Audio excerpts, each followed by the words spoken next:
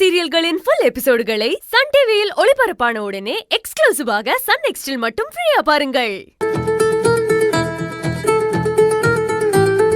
ஏன் அது இப்படி பண்ண? கொஞ்சம் யோசிச்சு ஏதாவது பேசிருக்கலாம்ல. நான் எதுவும் தப்பா பேசலையே. டேய், இப்ப கூட நீ அமைதியா இருந்தது தப்புன்னு உனக்கு படலையா? இல்ல, கொஞ்சம் கூட இல்ல அரவிந்த்.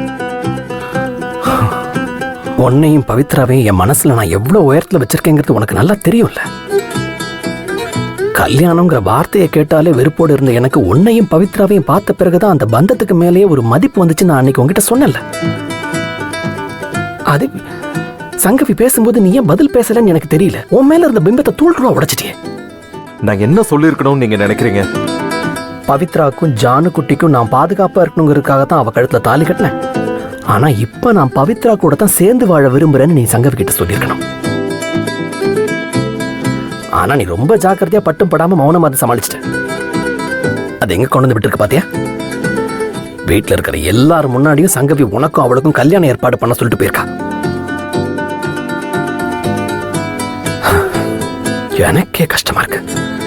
பவித்ராக்கு எவ்வளவு வலிச்சிருக்கும். நான் சாதாரணமெல்லாம் சொல்லல, என் மனசுல இருந்த உண்மையை தான் சொன்னேன்.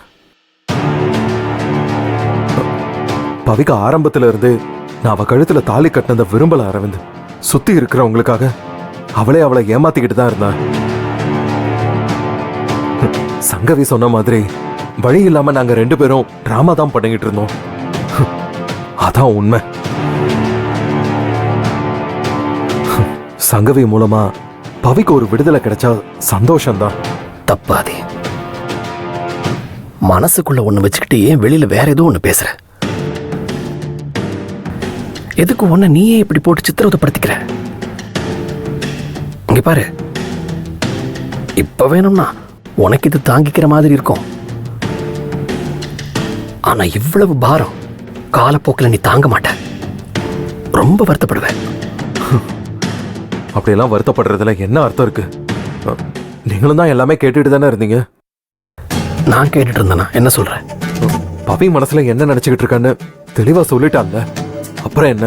ஓஹோ, பாப்பா பவித்ரா என்ன சொல்றாங்களோ அதை தான் நீயும் சொல்லுவியா? நீ அவன் மனசுல என்ன இருக்குன்னு சொல்ல மாட்ட.